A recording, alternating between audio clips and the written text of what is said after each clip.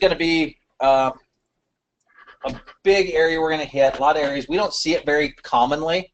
It's not a huge aspect that we do come across, and when we do usually see it, for us, it's fairly severe for us to usually get called, and then we're sending off to another area. The biggest areas that we're worried about with burns is basically the elderly and the really young. Those are the biggest people who are most susceptible for that. That's true. We get called on. That is true. So you're getting there, but again, hopefully, I guess we're calling. People are starting to call on everything these days. So there was a lady last year that dumped gas on herself and lit herself on fire down. That's right. yeah. No, well, that's why I say when we do call them burns, usually they're a serious type of thing that we're going on. So some of the reasons that we're getting them put down is basically better safety codes, different things like that. So we're not seeing it. People out of the fires usually are getting out, but again, we still see that. People getting trapped, family members going back in for them, and areas there. So we're going to kind of go over all those things. So what's injured on a burn? Everything, right? We think about the skin being the main airway, the main aspect, but airway's got to be actually your higher priority of things too.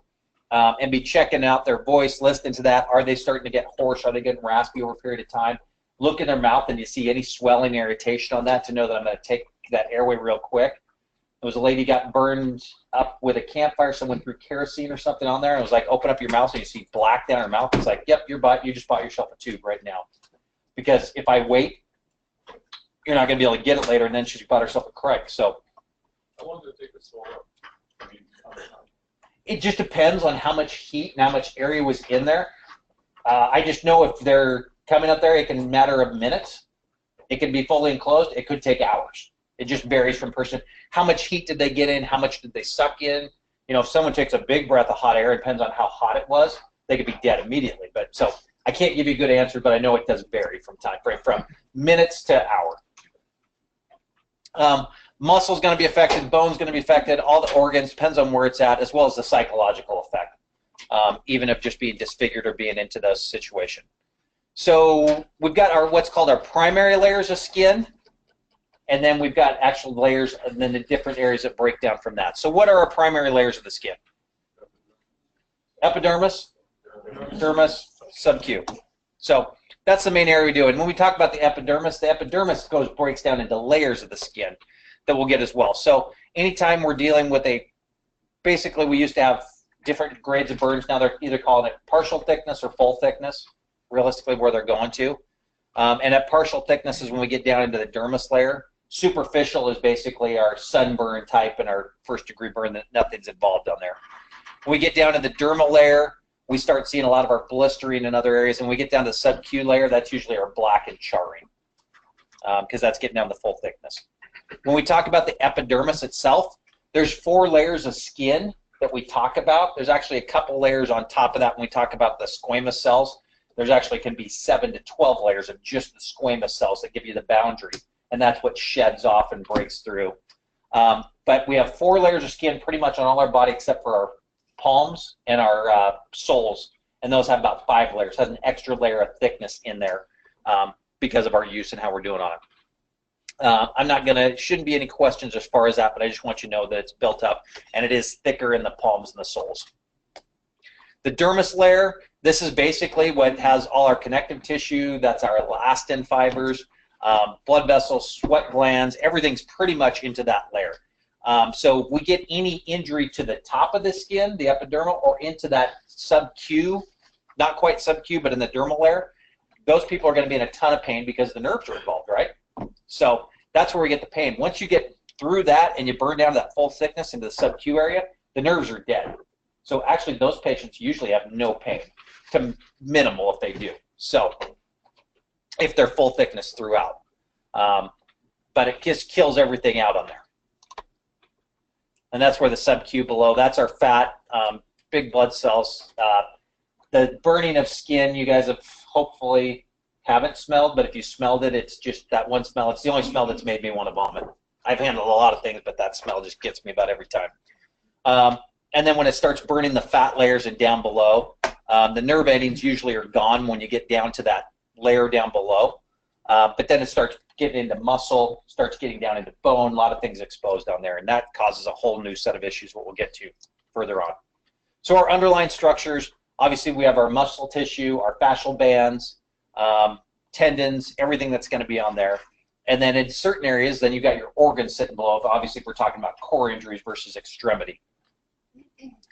We'll get into the other type of things of whether we're dealing with a thermal burn, chemical, electrical, radiation burns as well. So what does the skin do? What's its main function? Protection. Does a lot of different things in there. It's basically our barrier, insulates us, regulates our temperature, helps with sweating, everything like that. It does help eliminate waste products when we kind of go through there, and then it does have some sensation aspects to it. But it's basically, it's our big barrier. So what's the #1 complication from burns? Temperature regulation, and the second one? Infection. Yeah. So those are our two main things. So once we lose that, these patients here, you can get a burn patient survive with 3rd-degree burns, but their big problem is they usually die of infection or from hypothermia and blood fluid loss. So those are the areas that we want to cover them up and protect them. So if you get damaged, these are all the different aspects that you can have.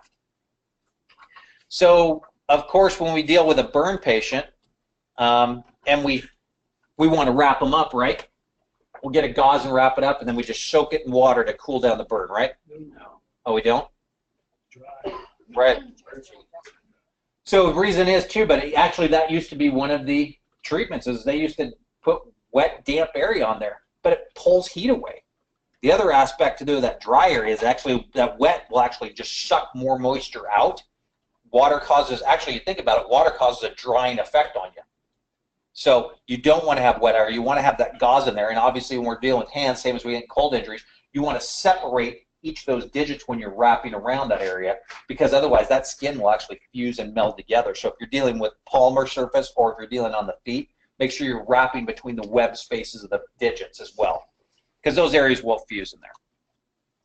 So when we think about burns out there, this is normally what we think, right? That's what I think. Think of the thermal burns, temperature related. And of course we do like this guy and we just take off and run until it burns itself out, right? So these areas here, again, as long as that heat's going, it's burning the skin and whatever's on there. And so we got to get the clothing off. So realistically, and this is an important aspect because I've seen this on multiple National Registry questions, or not necessarily, one question, multiple National Registry tests, is what's the first thing you do when you come across a patient who's been involved into a burn, a thermal type burn? Stop the burning process. That's the #1 thing you do. So you cut off the clothes. You remove any clothes that's on that person.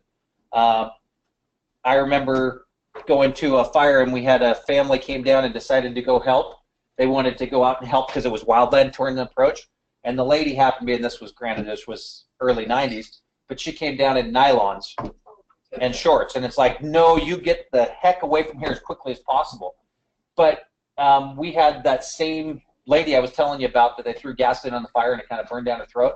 She was wearing yoga pants, and she was actually burning down underneath those. So you got to just cut it all off. Have burn sheets, wrap them up. Again, you just don't know what's going to be on there, that clothing area, but just get the burning process off. You don't know where it's going on, where it's going to be affected.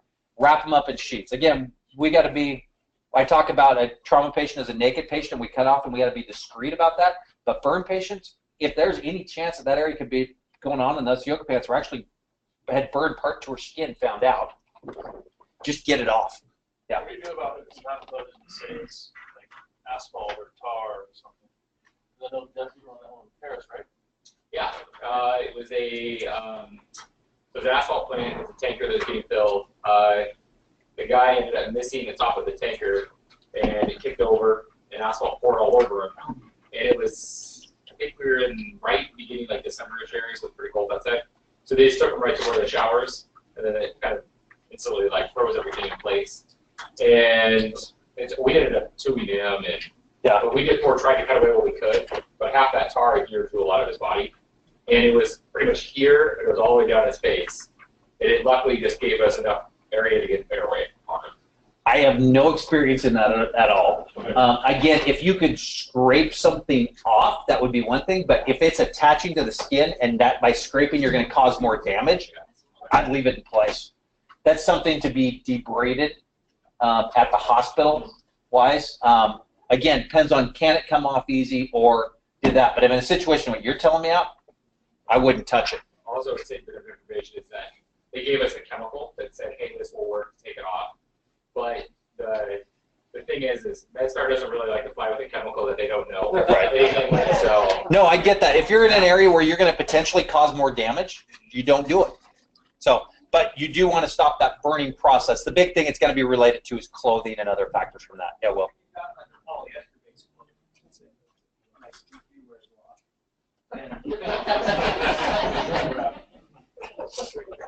You're going to want to cut the stuff that's loose away, but like the stuff that's, I guess, burned to the skin, leave it. Yeah. You're not going to be doing debridement or anything like that. You just wrap up what you can. But if something is actively burning, you're going to want to try and get it off and minimize that as well. So just saying, if you see a test question like that, that's the first thing you want to do is stop the burning process.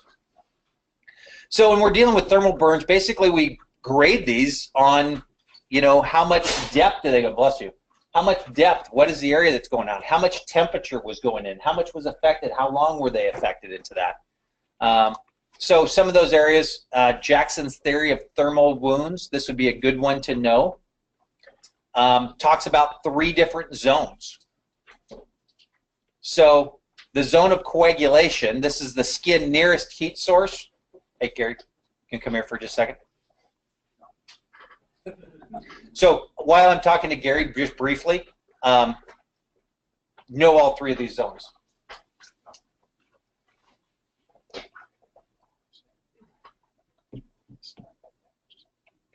Okay, no problem. That's where you know where so that's one you be aware. Thanks. Yep.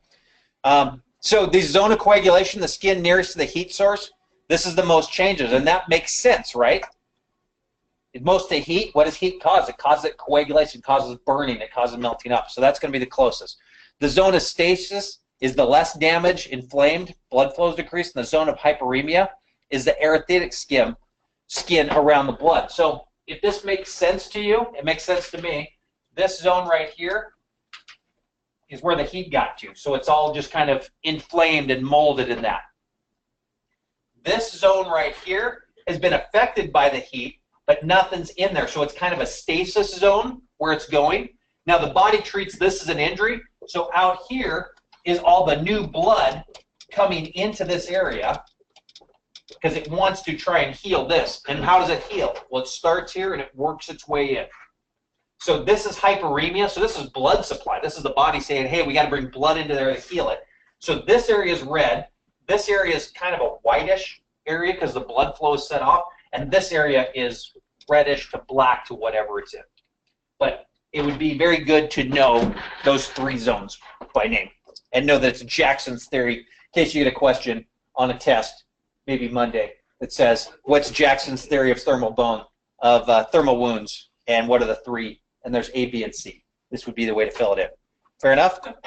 Explain enough? You're telling us that, Not telling you anything. So here's an example, and here's basically a picture to go that. You can see that coagulated area of the blood where it's a little bit darker, that zone of stasis, although that area is usually kind of a whiter, it's that transition. And then the zone of hyperemia around it, that's where all the blood supply is coming in. Thermal burns, basically, when we're seeing that, we'll get the normal initial reaction, and that's going to be our pain response if they have pain. Again, if it's not a complete 3rd-degree burn or those edges from the 3rd-degree burn to the unburned skin, you're definitely going to have a lot of pain in that. And then you're going to get the fluid shift, which can take up to 24 hours. Can go in there, and that's the body compensating for everything here. Why is this important that the fluid shift phase can take 24 hours? Oh, there's something. because it's going to be on the test. No. Okay. There's going to be something on the test that relates to this. Which drug can't we use? Succinylcholine, one of them. Well, so One of them we can't use. succinylcholine It's does come in after burns greater than 8 hours, and that too. And we'll just talk about in general why the reason we don't want to use Sux on burn patients, even if you're an hour into the burn. we don't tend to want to use it if we don't have any options right now in Spokane County. But there's going to be a formula coming up called the Parkland's formula, and you're going to need to know that, and that's towards the very end of the lecture, which tells how we're basically going to reinstitute getting fluid back into their body. And that formula is based on 24-hour period. So how much of the fluid is installed in the first 8 hours, and how much is the rest is installed over a 24-hour period. But we've got patients like this that are big burns. They're getting fluid for 24 hours, so that's why this is important. Hypermetabolic phase, resolution phase, these are basically how the body's healing and everything up from that. This stuff will not be on the test because this stuff is usually going to the after aspect of what we do. We want to hit all the initial things. But again, your body's going to go work on healing itself. It's going to remodel. It's going to scar and come down. Depending on how bad the burn is, how far it's zoned in, skin can heal up very well. It's very resilient. If it gets down too deep, everyone's seen someone, I'm sure, that's got burns on their body from has scarring that stayed there. So again, it's another slide here. The zone of coagulation basically can penetrate usually into the dermis, full thickness. Zone of stasis is less damaged area. You'll see a little scarring to that area, but not bad. And the zone of hyperemia is that redness, which will be your normal skin. So I've seen this now in 3 slides, so it might be important. And whose theory was that? Jackson's. Okay, I forgot already. All right, good to you guys know. Question? Guys, I thought that we were kind of going away from first, second, and third degree. We are. Is that true? Yep. It's partial thickness, full thickness, superficial. Yep. So if I'm saying something there, I apologize. So I just saw it on the slide that it's full thickness or third degree. I didn't know which one you're using. Yeah. Go with the full thickness. Yeah, that's kind of the phase everyone's going to. But as you know, with everything, there's going to be multiple languages brought into it. National Registry will be talking partial thickness and full thickness, but I wouldn't be surprised if a third degree rears its head. So just be prepared for both, but you're absolutely right. Talked about the fluid shift. Again, these phases of what's going on and the area that it takes for burns to go through, I'm not too worried about those things, and I know Gary's not going to have it on the test. So I do know that aspect. Inhalation injury, this is a huge aspect. You guys need to know this is the main reason for our area being of intubation. And again, it's the gases, it's everything that's going associated. Cyanide, hydrogen sulfide, toxic substances. Again, anyone who's involved in a house fire, fortunately, it's just wood products in there, right? So there's nothing bad smoke-wise. So, and this is the other, I forgot to grab a couple of things in here, but I will. When we're dealing with our cyanide, almost everything that's in the house these days that can burn can cause cyanide poisoning in those too. Hydroxycobalamin is a drug I'm going to be talking to you guys about. It's something that every fire department should carry, but most don't, because we're going to be first on scene when people come out of the building, and it's one of the treatments they should get for cyanide poisoning. The problem is if we don't do it in the field, it does get missed in the ER too. So a lot of times in the ER, they don't see the situation. They see someone coming out, and they don't even think about doing it. But are you guys carrying it on City Fire that you know of? We got 2. It's on the chief rigs, but even one of the doses, I know it's expired, but we keep it because it's so expensive. It's like $800 to $1,000 for one dose. Yep. So only the battalion chiefs have it, and once they expire, we're not replacing them unless they get used. Yeah. And I know Matt Norton was one, and he used it, and it went to the hospital, and the hospital didn't even think about using it. And so he got at least 1 dosage in. I don't know if AMR, for those of you who are in AMR, we don't carry it, but I think that's I think it's the supervisor has it. How does it work? We'll go over that. We'll talk about how it works on there. We'll go a little ahead. So I'm jumping ahead, but yeah, hydroxycobalamin. So, yeah, it will be one of your drugs. I don't know that's up there right now. Nope. It's right there. Actually, you guys are going to tell me how it works then today. You're in the drug refill. So, again, this would be a situation right here. This guy's airway is probably going to be in great shape. Probably nothing to worry about. The firefighter's not wearing their stuff, so he's probably good, right? Yeah, so, but these are an airway that you want to take quicker than not. This airway is probably going to be gone fairly quickly in this area. And those inhalation areas, again, it's that hot air that'll kill you. So wildland, everyone's taken a wildland firefighter course or refresher or something like that. If you haven't, one of the big things they talk about in your shelter is getting closest to the ground, because you get that superheated gases, and just one breath inhale of that could kill you almost instantly, especially that really superheated stuff. So not to mention all the toxins and poisons when you're inside an environment like a home or business or something else that comes into and gets in there. So anytime that we see that specifically, we're going to be looking in their mouth, looking for any type of injury, whether it's swelling, whether it's redness, or whether it's black. If it's black or white, you better be putting the tube immediately. If it's red, you better be getting ready to be considering doing those spots. And then listening to their voice. If they're talking like this and then they start getting more hoarse as they come along and then they get more, you better be taking that airway pretty darn quick and knowing your RSI drugs to be taking that. It's basically the index of suspicion of where they were they out of the house pretty quick? If for anyone who's been into a house fire, there's the house fires you walk into and you don't see any smoke because it's all up in the attic, but there's the one that's been banked down to the floor. Where were they? Where did they come out of? Were they exposed to it? Because just because you were in the house fire doesn't mean you're going to be in the situation, but in a lot of situations, you could be in the need of losing your airway. So beware of taking care of those. CO poisoning is another area with this. The big concern of basically watching them, seeing what they look like, because obviously our O2 sat monitor is going to help a lot with CO poisoning, right?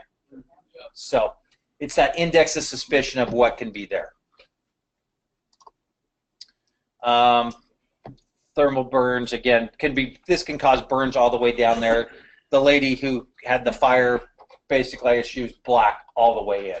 That's not always going to be the case. You just see any redness or starting to be redness, and someone has come out of a fire probably in their normal appearance when you first look in the mouth. Recheck it, especially if you're talking to them, their voice changes, because they could change on you really quick.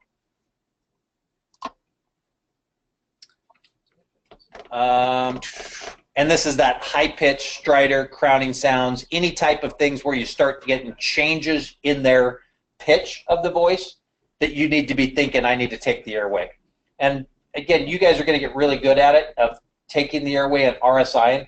I think I've told a couple of you, it's actually not that common to RSI in the field, in my approach. Some people have it, but it's not that common a thing that you'll see. This is a case where you need to do it, and you need to be ready to go, and you need to know your meds like that and be pulling up. So we'll make sure you guys are there. Radiation burns. I have never seen these, so I don't have any experience from that. This is a burn from radiation therapy for cancer. I haven't seen anyone who's had the radiation therapy, so I've not been exposed to any of these type of things. And then like the one from Hiroshima, I have no idea. Has anyone ever seen a radiation burn? Like that in cancer patients. Yeah, because you're in the hospital and you're seeing those. I have no experience with it, so I can't pass that on. When you see it like that, is that a mess up, or is that sometimes just what happens? It's just the side effect of having the radiation. You're trying to kill the tumor, but you're also Killing everything else. Well, that's like with chemo and everything else. I'm imagining you're killing the patient in a sense to kill the one thing. So there's different types of radiation that can be out there. I have seen these type of questions before. I just don't know in what instance. So I would be aware of what alpha radiation is. And basically more associated with alpha radiation is weak, so it can be blocked with clothing. So no alpha. I'm going to go through all these other ones here, but just know, okay, this is the weakest one, and it's blocked with this. That's where I would know on this. If you're going to know anything about that, no, alpha radiation is the very weakest, and it travels only inches through the air. It can usually be blocked by clothing and certain things there. Beta radiation is going to be stronger than alpha. So remember, alpha is the weakest, so beta is next, so it should be the next strongest. It can cause external as well as internal injuries. So gamma radiation is going to be the strongest, the most powerful one. And this is basically what we're using for x-rays. We're using it for any type of visualizations and that, but it can come from other blasts as well. And usually you've got to have really thick padding on, and that's why we put padding on people when we give x-rays and have that really blockage area of what's being blocked on them. So neutron radiation, this is going to be the nuclear type of exposure, and it's going to be contaminated in all different types of ways. So alpha is the least, beta radiation, gamma radiation, and then neutron radiation. How the radiation is basically exposure, so it's the time exposed and how close it was to the proximity of the area. So that's why we always have the area where we block out. We keep people away from the area because the further you away, the less exposure you're going to get. There's different types of shielding with radiation that can be done, from suits, full enclosure suits that are fully lined in that, to just keeping the distance. They can basically figure this out through Geiger counters to see how much radiation, and I think it's per molecule, how many molecules per area that it gets exposed within a spot. I don't know too much about those. So big things we're going to see on there is once you get exposed to radiation, you're going to get nausea, you're going to get fatigue. Think of the cancer patient with chemo. These are probably the most common ways you're going to see a radiation injury, is someone going in for cancer radiation. And all these things are going to happen to them. They're going to become nauseous, they're going to be vomiting, they're going to be weak. Hopefully we never have to see radiation type injuries that are out there. Too long exposure definitely can cause infertility, cancers, and other aspects as well. So all those who work as radiology techs, if you're working in the hospital and you work in the radiology area, you always wear a counter on there. And it's cumulative over a period of time that you wear too. I don't know if you're ever exposed to those, Josh, in the hospital. Actually, even a respiratory therapist who works with you always have one on them. We do. Some of us may do that as paramedics, where we're bagging the patient and you want to come in and do an X-ray, check tube placement and all that. And sometimes they don't think about who all is in there. Usually they'll yell it out. That's like we're in the whole room empty, except for my person bagging. Yeah. That's when you grab the lead, put it on. So you're still Shoot. Yeah. So again, us as medics will probably be minimally exposed. I got exposed a ton during residency because we did all the x-rays. It has positioning, learned positioning, but then later you had other people in the office do it for you. But so realistically, you won't see a ton of area on there. Again, for radiation, the things I would know is the strengths and about the blocking on there, about lead for gamma radiation, clothing for alpha radiation. Actually, I think alpha is paper, beta is clothes. Different clothing can do it. I'll let you know specifically if I see something on a question-wise, but I just know more what's the weakest, what's the strongest.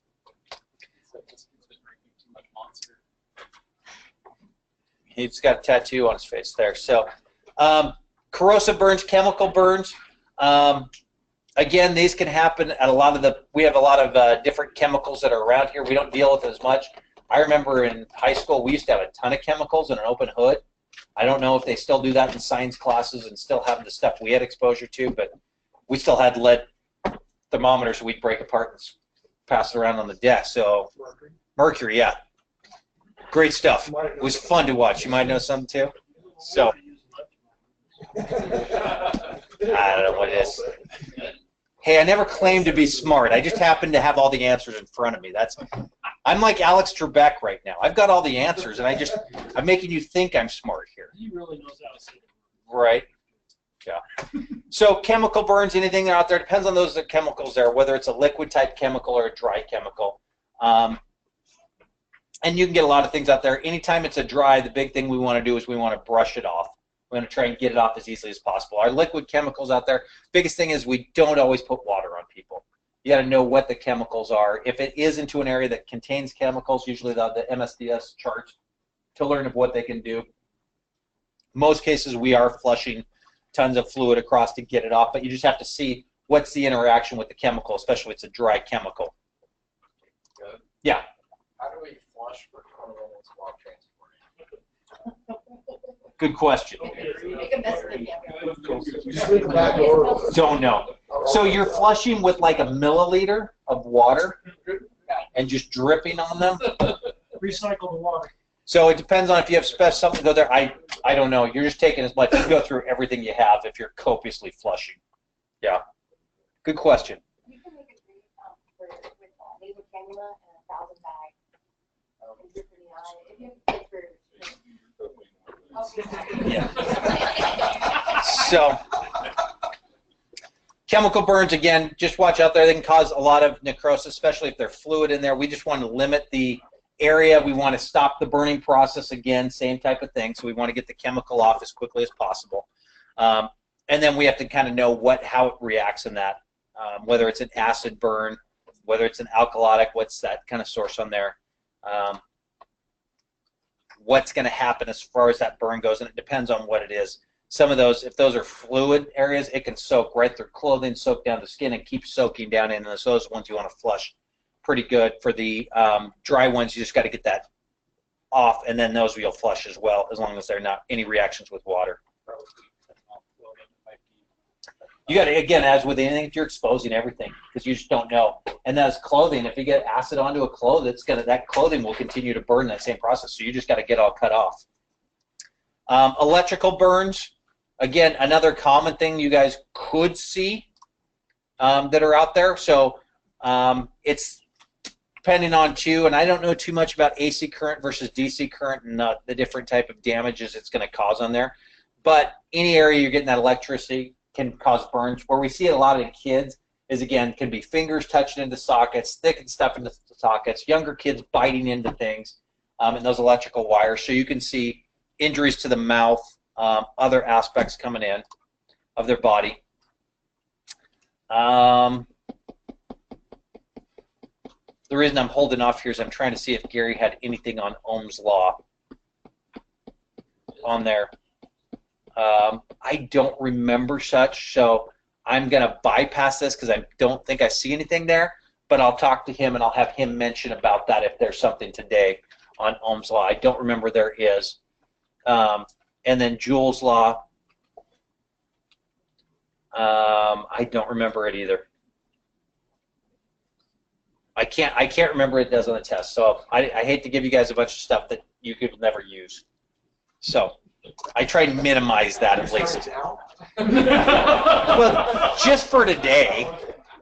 Come on, just say what you draw. You know, if you want Eldon, I'll throw it all at you. I will make you responsible for everything. So, again, the electrical burns, those are hard because those can come in at different aspects. They enter and exit the body. Once I get towards the lightning area, I'll talk to more of those. Depends on where the current goes. Electricity wants to go to path of least resistance. So it depends on where it entered. It's going to go to the first grounding site possible. So if you grabbed it in your arm, it's going to go usually down to your foot, try and go out, unless your hand is grounded to something that your other hand is done. Then it'll cross through the body. We also have to be careful because we're looking for some of these burns. Sometimes the burns do not show externally, besides an entrance and exit wound. So I'll talk about those too, and especially with lightning. But there can be a lot of different things that are out there where someone gets hit and it goes right through their body. And depending on that pathway, it goes through the heart. Their heart's done. There's a couple YouTube videos. One of them shows a guy who touches the line, a lineman who touches the line, gets shocked and he's out, and you see the other lineman going up and trying to do CPR on him up on the pole because he's just completely out, and then they cut him down and lower him down, and he ended up dying apparently. But that pathway, when it comes through, if you go up for the hand, where's the pathway if it's going through my foot? Well, usually it's going to come right through there at some point, and it's going to throw off your heart. So, and electricity around the heart, contrary to popular belief, does not start the heart. It stops the heart. So,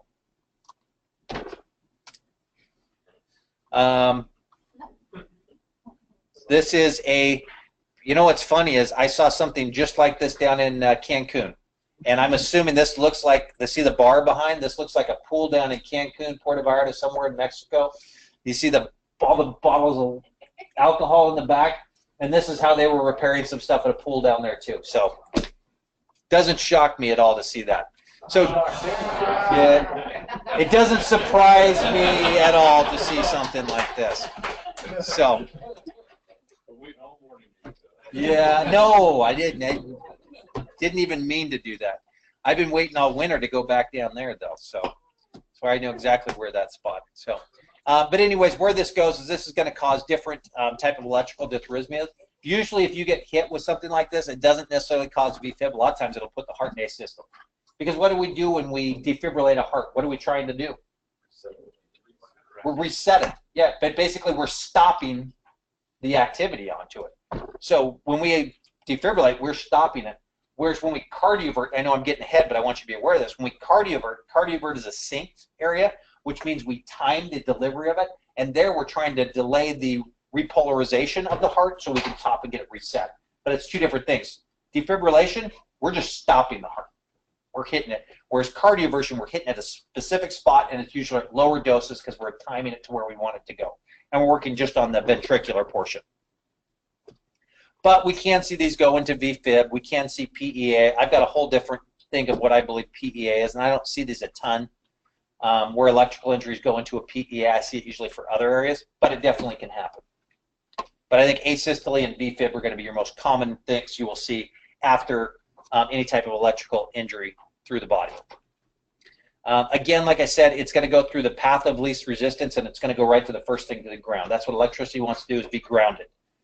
So it'll go right through. So this right here is going to be an exit wound coming up there, but look at the rest of the skin.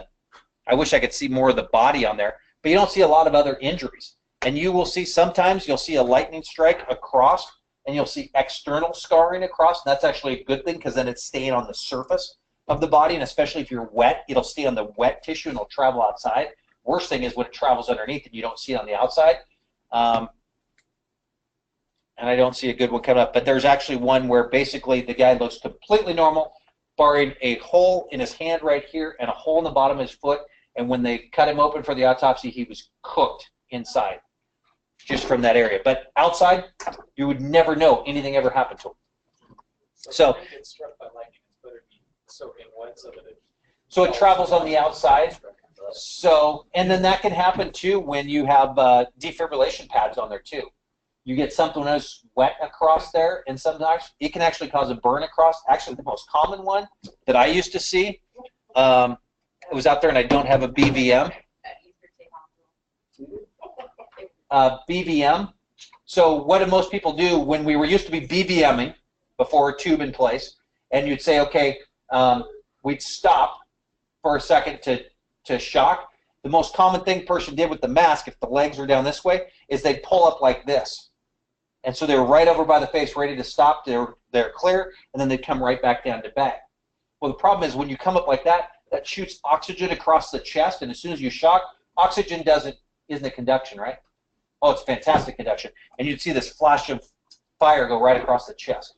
So as always, if you're BVMing, you pulled away, you backed it up, but people would just pop it right off so they'd be ready to go and right back down, but that oxygen would go across the chest. So you can see thermal burns and things like that way too. So anyways, the big point on here, because it's highlighted in red and it's underlined, not visual with inspection. So you can have a lot of these injuries where the body looks completely normal. So you want to find those entrance and exit wounds and be expected based on that entrance and that exit. If I see my entrance and exit on my hand, where did that path of electricity go? Versus on my hand and my foot, where did that path go? So you can see what type of things you're going to be doing. So be looking for the wounds.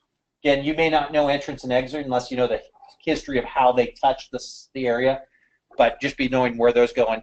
And then think about everything that could be in that pathway that can be particularly damaged. Obviously, the side effects that we're not going to deal with, but the hospital is going to be dealing with is if this goes through an area, not only is it going to affect all the nerves, it's going to affect the muscles and cause rhabdomyolysis. That's going to cause lots of injury they need to be in. Can cause respiratory arrest, can cause so many different factors that it's doing because it throws off your entire neuro system. And Dr. Raby went over everything with neuro trauma to you today. Add this into it of knocking those pathways out. That's going to affect everything. That's going to affect a lot of your regulation and everything else you got going too. So a lot of different things can be there. Lightning strike. Anyone seen The Great Outdoors? Perfect. You got struck 77 times. So can definitely happen out there in areas that come down. And here's just a couple pictures showing how it can affect. You can see the one on the back where you actually see that streaking down. You'll see scarring in certain areas. Different aspects to the skin, but then, like I said, I saw the one area where they showed the autopsy on the guy, and besides his hand and his foot, He had no external aspects. Lightning can strike in all sorts of areas, even with surrounding aspects. I mean, you think in a football stadium, it'd be pretty good because you got the high areas in the back and you got the light posts up there, but it can still strike right down in the middle. So any sporting events now, has been for a while, I believe, they just shut it down. The golf course, they shut them down all the time. The other aspect on this, though, is where do you stand if you're outside from a lightning strike? What? Well, bar if you had it, but you're out in the woods, you're someplace there. Where do you go? That's where a lot of people go. They're like, well, they go to the high object, or I'm going to go kind of to a tree, so something's taller than me that it's going to strike, so it's not going to strike me. Well, the other aspect that you don't think about but does happen is that area strikes the tree, goes through the roots. So those roots are going to be involved. So, yeah, they can go all over. They can extend. And I'm going to talk about another electrical injury, but there was a great one where a power line went down, happened to touch a tree, and the root went through that it was going through. Something went down. Somehow it was still actively going on through this tree, through the root, touched the fence, the electrical fence, and that fence was now charged, and someone walked up to see what was going on, grabbed the fence, and dropped. Now, granted, they didn't die from it because it's minimal electricity being done through there, but wood is not a conductor, correct? But it can be. But what do you think? You think of wood products. I mean, realistically, wood is not a conductor you'd think about, but in the tree aspect, why is it a conductor? There's water in the tree root, so that's why it is. But most people don't think about trees being conduction because it's wood. Wood is not a conductor itself, but the fluid pathway and all those in the tree makes it a conductor. So you got to be thinking about those things. And then these are trauma patients. Anytime that they're done by a lightning strike, that is going to be not only the electrical aspect to it, but usually that's a high mechanism of injury that'll throw that person to the ground, can cause a lot of different things there. I have never heard of anyone being in a lightning strike myself personally, especially in this area. So you guys may have, I haven't done it. And again, where I kind of talked to you about earlier on, what's going to kill people with burns? Yeah. So they don't die from the burns. They can die from hypoxia because they start closing off if someone doesn't get there and you can't control their airway. That toxic inhalation, they can die from the infection, trauma from just being opened up from the area itself too. So again, those areas there are going to affect their airway, their breathing, and their circulation. So we got to be looking at those aspects. So again, you see a burn on someone, first thing you should be thinking about is their airway. Here's some swelling going on that can develop pretty quick. So superheated gases, you may not even see necessarily a lot of injuries to their face, but they'll start swelling on you quick.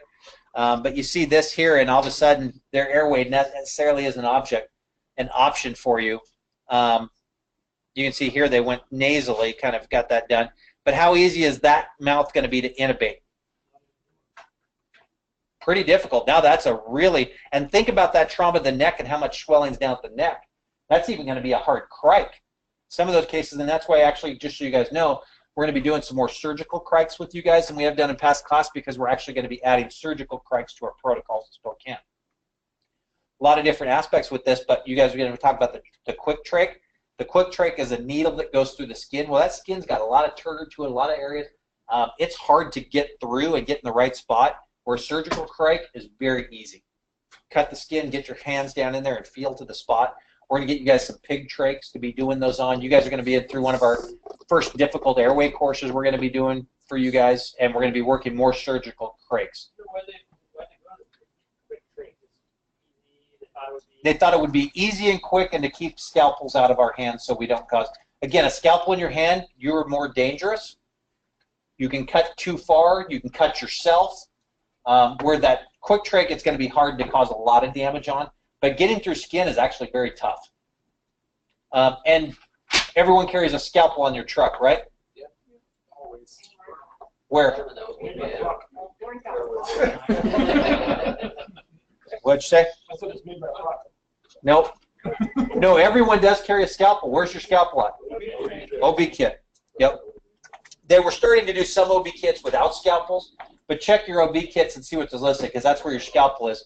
And I'll just let you know, if I have to do a crike, I'm grabbing a scalpel before this quick trach. Even if I'm using a quick trach, I'll do the scalpel and make the cut, and then I can put the quick trach in, because getting through that skin is hard enough as it is.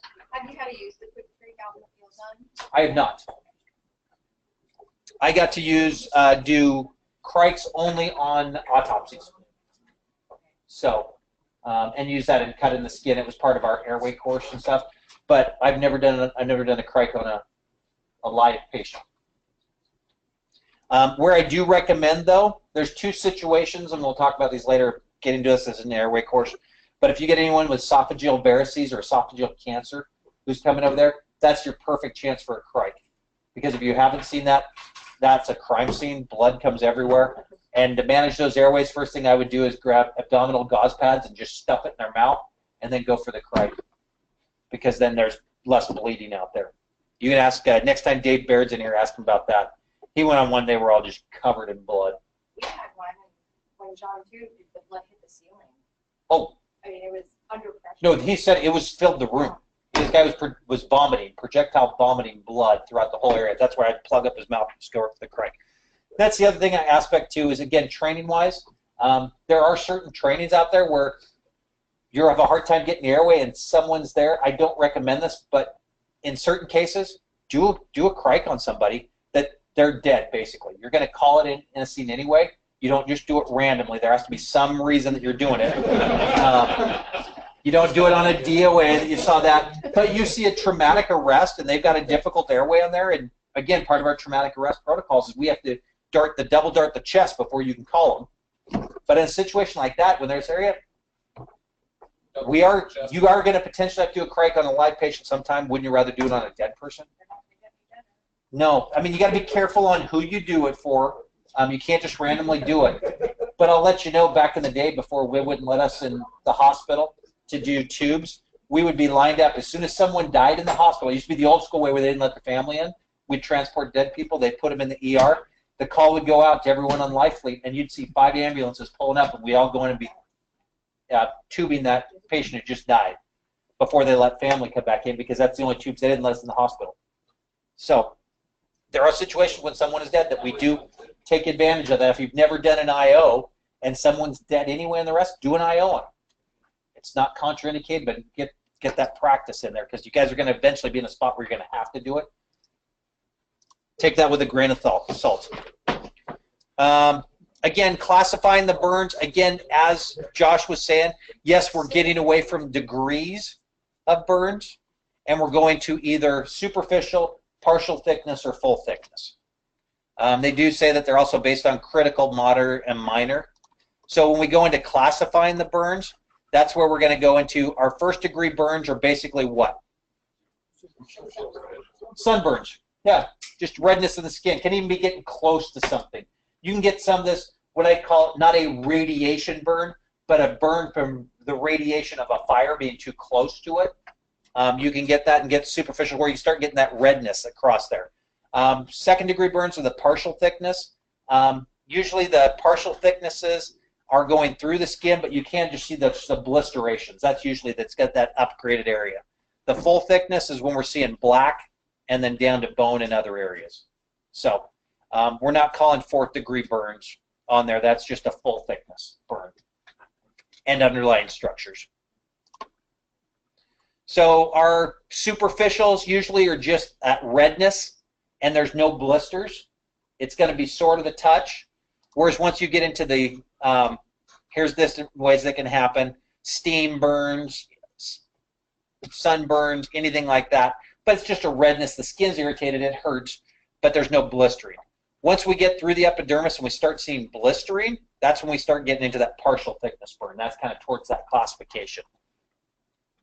Now you're getting more involvement down into the deeper layers, but you're not exposing subcutaneous and fat. And these patients still are in a very extreme amount of pain. It hurts. That's the other areas, those nerve endings are exposed, so you'll want to cover up. Old school way, we actually used to put Silvadene cream on them. Silvadene cream would basically just cover it, so it allowed no air exposure to the area, so it took away the pain. because it was the nerve endings. It calmed those nerve endings down. Now I've heard they're kind of going away from the Silvadene cream too. So, but I thought it worked fantastic. Here's basically, again, those burns. You start seeing those blisterations on the shoulder and the arms and everything from there. So obviously this kid shouldn't have been walking around pulling that water on himself, right? So hard to say about where they got these splash burns and everything across his face. So anytime you see a situation from this, you got to figure out, because this kid doesn't look like he's walking to me, in my chance of how he got the burns and that too, or she. Then we start getting into deep partial thickness. Again, it's still not a full thickness burns, but it's getting a lot deeper down into the tissues. More blisterations. You're seeing a lot of redness getting down to the area, but you're not getting that sub-Q fat yet. And then we go to the full thickness. Now we're all the way down. You're down to that sub-Q fat. You're down to muscle. You're down to bone exposure. And a lot of these ones, when you see these, if they are having pain, it's not necessarily at the burn site, but it's further from the burn site where it's still coming in. But the actual burn site doesn't really actually hurt that bad. And you'll see this charring and redness. S-scar, basically it's just the scarring that it's called on there. It's not a scab, but it's actually the scarring that can happen. And that's basically as the skin gets burned. Again, we talked about these not being very painful at the area of the 3rd degree burn, but around those surrounding areas where it may be 2nd and 1st degree burns, there is going to be pain. And we don't really talk about 4th degree burns, but basically deep full thickness is when it's hitting down to the organs and everything from there. And I'll talk to Gary about there, about if he's using 4th degree burns, but I'm pretty sure he's not. One thing I want to talk to you about, though, is this. So one of my very first calls I went on was Wild Bill. And Wild Bill was a homeless guy who lived downtown, and he had a just the camper shell that was in a parking lot that he lived in, and 2 other people decided they would light him on fire. Now, the only way we knew Wild Bill and he was a frequent flyer was because he had an orange BK cast that he wore. I don't know if you ever came across Wild Bill if you were downtown, but so this was in '92 that happened. They lit him on fire. We pulled him out of the camper. We transported him up to Sacred Heart. He's the only guy that I've basically come close to puking on because everything was burned except for the cast. He would have been 100% burned, but that cast kept his one leg intact. But head to toe, completely burned. So think about a hot dog. I'm not trying to relate to a human, but think of a hot dog as it swells and it's cooking inside, and basically that skin, the covering layer, is on there. So this leg is the same type of thing. So that's actually getting into a full thickness burn down below. Does that look like a full thickness burn? No, it's yellow, right? But that's actually getting into a full thickness burn that's down below. And the tissues in that are heated below, whereas up above it looks more superficial. So what happens to my chest if I burn my chest? It cooks it, but it cooks the skin on the outside too. And what does it do? It which draws all the water from that area. It actually will tighten. It'll clamp down. And basically, if I get a circumferential, and this is why circumferential burns are so serious, is basically my whole chest will clamp down. So we were doing CPR on him. He basically stopped breathing. We couldn't get his chest really to move because he was so tight. So we had to do what was called an aspiratomy on him. Basically, you do an incision down here, across here, and across here. You're basically opening up the chest so you can get expansion so your chest can actually go. Because when we're bagging him, we're getting complete resistance. We can't bag him anymore. There's no area because his skin's clamped down. So if anyone has ever had an incision done on your body, a surgery, or use a scalpel, this is a paper cut. So when I take a scalpel and go through your skin, it's literally a paper cut is all we're seeing, okay? You do it on a burn patient, and this is what happens. So you're getting through the first layer of the skin, so there's some fascial bands that are down below that spot. There's the subcutaneous fat, but that should be the line. Look how wide that is. That's already about 1 centimeter to 1 inch. and that's just with the incision because it's now spreading open because it's been so tight down.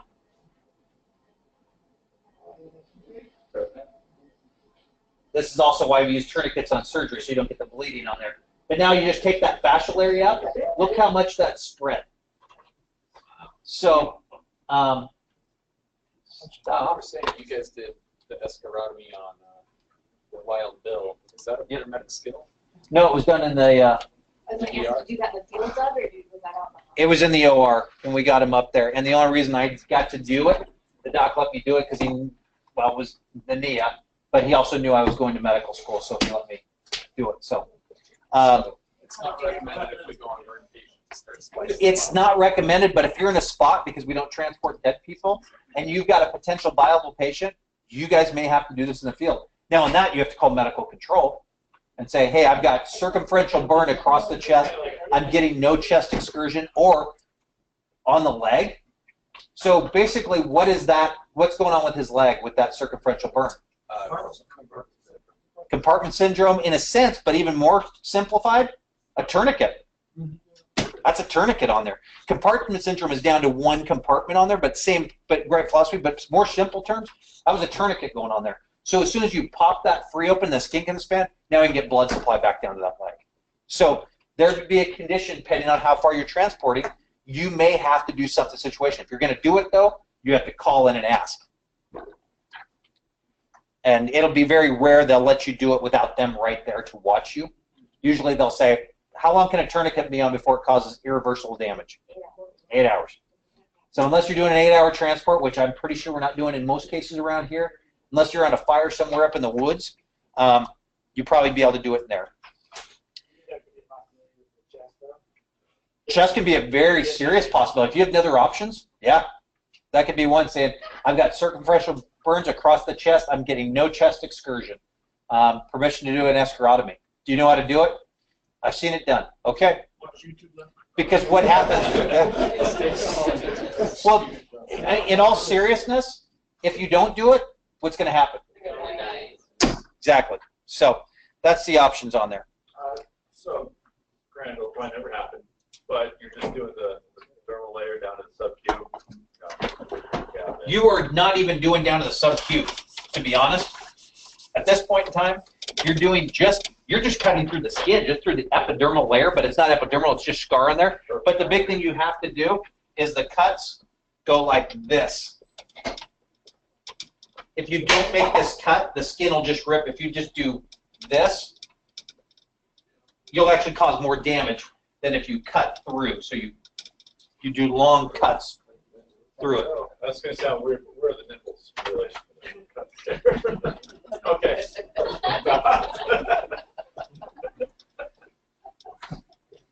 That's six-pack right there. So, there. So, but that's where you're going to when you're cutting in there, but you're cutting outside the area. See, I feel like I've seen it done just along basically under the armpits. Wherever aspect is, Yeah, because you just got to have that whole chest excursion, and it can be vary from person to person on there. But yeah, you just got to have that area to expand. But when I cut through him, he wasn't this much on either side, with a simple thin line, paper thin, open up and spread that much. So we've just got to go all the factors of how severe it is. Biggest thing when we're talking about severity, age is a huge aspect. Very young or very old. And then the locations that they're at. So source of the burn, how it's contacted, all these different type of things is going to make the severity. An acid burn that's basically still soaking in is going to be more serious than a sunburn, right?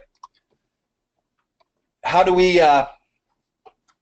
do percentages? Well, there's two ways. There's the Palmer method, and it's the patient's palm, not your palm. But if you took the surface right here of just my palm, that's 1% of my body surface. So how many, if I had 3 of my palms can fit here, I got burned 3%. So that's the one way to do it. What we do more commonly, and you guys going to be tested throughout, is the rule of 9s, right? Easiest way to rule this, big parts are 18, small parts are 9. That's simple. Legs are big parts, chests are big part, back is a big part, Head's a small part, arm's a small part. So 9 for full head, 9 for full arm, which means 4.5, 4.5. Legs 18, which is 9 and 9. Chest 9. So if I say just my stomach is 9, just my chest is 9. The whole torso 18.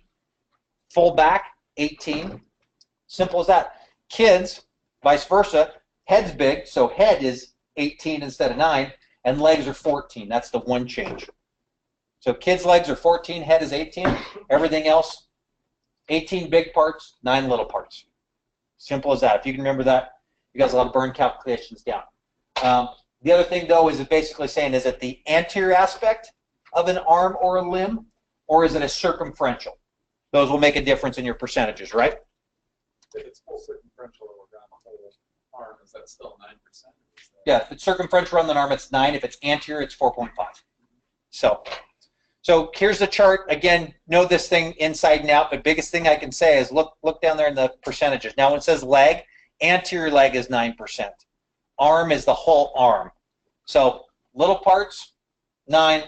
Big parts, 18. Easy? And, of course, if the genitals involve 1%. Kids, again, look at the same numbers. Same thing, except for the head is now a big part. So it's 18 instead of 9. Legs are saying 13.5, but it's technically 14 for a child's legs. If you look over the drawing, it's 14. So do know those. Know these complications that are out there. Again, we've already pretty much gone through them, but those are the big complications that you're going to see. Sorry, I'm going through this quick, but I need to get done so you guys can get through some other stuff. So other things that are going to make it really serious, any burns of the feet or palms, upgrade this immediately to severe. Any burns of the face and neck area where it's involved in airway, immediately take it to severe. And any circumferential burns, immediately take it to severe.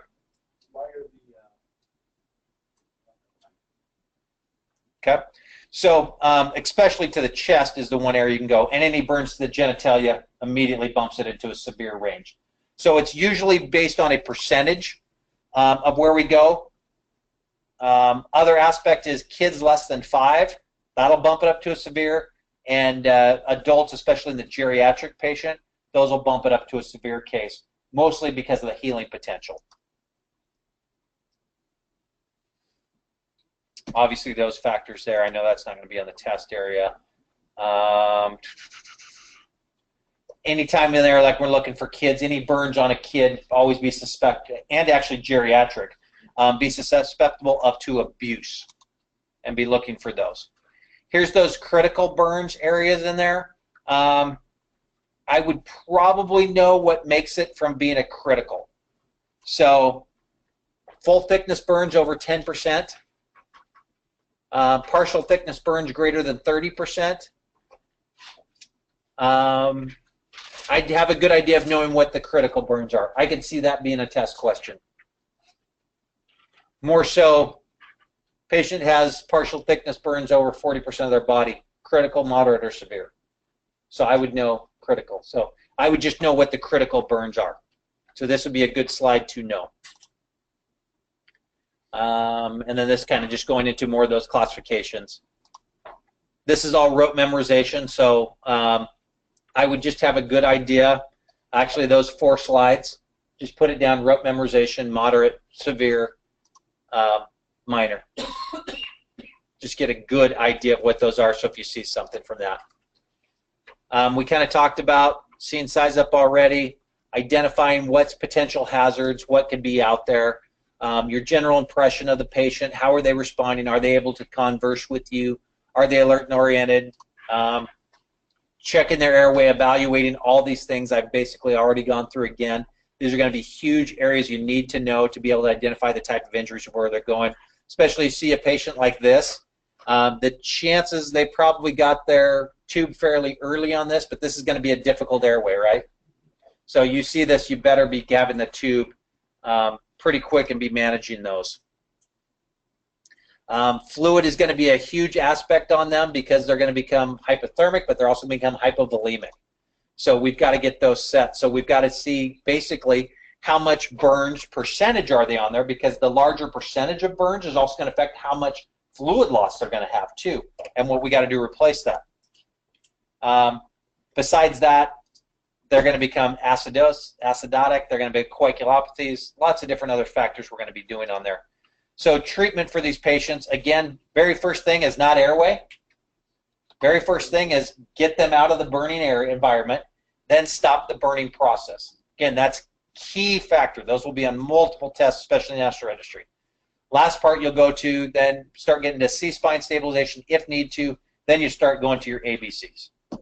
But key concept of that is stop the burning process, get them out of the burning environment. Any type they have CO type poisoning, if you've got a RAD 57 to put on, you can tell what those levels are, where they should be at. But the hydroxycobalamin or the cyano kit, we've got one of those here. We'll go over those later and we'll start talking about those specifically, and that is one of your drugs you guys need to know. These are the patients that we're going to RSI, contraindicated for greater than 8 hours after burns with this. It's again, that's talking mostly for succinylcholine as your induction agent, but right now that's the only option we have. They talk about using nasotracheal intubation as another option to where you don't RSI in them because you get beyond the gag reflex. There's other actual ways you can do this if you have to, where you can just take a patient, you can just dump them full of Versed, and then put odestrone or Zofran in there, and that'll actually can take away their gag reflex too. So I will teach you guys later on. There's a way to take away their gag reflex besides paralyzing them as well. You just got to know how the medications work. That's why I want you guys to know all the medications, because if you mix things in the right cocktail, they work together very well. So there's other things you can do. And pain control. Pain control, these limits go out the board. You just dump them until they don't feel pain. If you've got morphine, morphine works great. If you carry fentanyl, what's our fentanyl upper limit? Do you guys know yet? Have you had that one? Yeah, it's supposed to be 100, but I think 3 mics per kilogram. That goes out the door when this goes through. So you just got to be careful when you're pushing it because it causes chest rigidity. It takes away the area. But no, you guys get on the pain meds and take care of it. Sedate them, however you need to do to help get rid of the pain. But sedating doesn't take care of pain, so you got to do both. And they're a potentiator, so if you give some Versed or etomidate or some other ketamine and pain medication with that, it's what's called conscious sedation. That's what they need. We're going to go large bore IVs. Obviously, someone's got a circumferential burn to the lower leg. We're going to IO it, right? No, we're not going IO through burns because that's got areas there. So that's the other areas with these people. How are you doing fluid? If their body's 90% burned, you're doing what's called a cut down and seeing if you actually can find that, which means we're not doing it in the field. Yep. Usually you're not finding someone who's 100%, but if they're 90% or more burned anyway, their chance of surviving is already out the door. You can still do an IO even through a burn spot. I mean, if it goes down to the bone. If it's full thickness, no. No. Yeah, and that's in most cases they're going to be that way. You're not all supposed to take.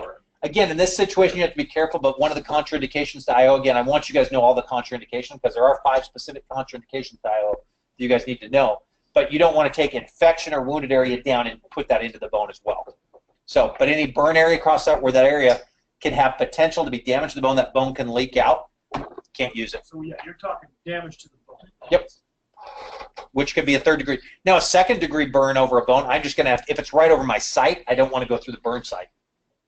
So if my only other option is basically an iliac crest or maybe an area that not is with our protocol, we may have to call and ask for it, but you just got to be careful. So how much, how fast? So again, this talks about where you can get into it. IO is going to be the best area, but burned areas, we just can't do it. I mean, sometimes your only option they talk about, it's necessary. Usually you'll find a spot, but you just got to find out what you can do. Now this is key of importance is the Parkland's theory. So in order to do Parkland's formula, you have to know body percentages. So I just have a key feeling in my head. Gary might give you a patient and tell you where their burns are. So you have to know your rule of 9s to come up with the area. So the formula, and it is on your slide, 4 mils times the percentage of body burned. So you got to calculate whatever that area, body surface area percentage involved. And then you're going to do that times their weight in kilograms. What does that equal? Milliliters in 24 hours. Yep. So half of that you're going to give in the first 8 hours. So divide it in half, and it's the first 8 hours. Don't divide it in half. It's the total volume in 24 hours. So you get half of it in the first 8 hours. So you're going to drip that at a faster rate in the first 8 hours, then you're going to drip the other remaining half. But that formula is for this, the remaining half is over the rest of the 16 hours. So for transport, are we going to actually titrate to that? On transport, you're just going to be dumping as much fluid as possible on them, and then you'll calculate it out later. But yes, you want to figure out for class and for national registry and testing area, you're going to be calculating, you're going to start flowing, and then you're going to calculate this to go, how much fluid am I going to get in at the time frame? Yeah, Chris? You calculate that, and that's for 8 hours. Correct. And then you take the same amount over the next 16 hours. Correct. Yep, correct. And for us, again, most of the time, in all honesty, we're just determined on, is this more than 1 liter, which in most cases it is. So I just know I'm going to be flowing this area. Now, if you flow all that fluid in the first 2 hours, that's fine. But again, they want you, Parkland's talks about flowing it over 8 hours. You may find we flow that fluid in 2 hours. It just kind of depends on the situation. So here's an example. 180-pound, white male, 30% body surface involved. 4 times 82 times 30. So 9 liters, almost 10 liters of fluid in 24 hours. So about 4 and a half, let me say almost 5 liters in the first hour, first 8 hours. Makes sense? So like MAP, which you guys probably will see again, which MAP is what? 2 times diastolic plus systolic divided by 3. So this formula here, body weight in kilograms times 4 times percentage involved divided by 2 for the first 8 hours. Yeah, Trev. MAP formula is 2 times the diastolic blood pressure plus the systolic pressure divided by 3. You will see that one again.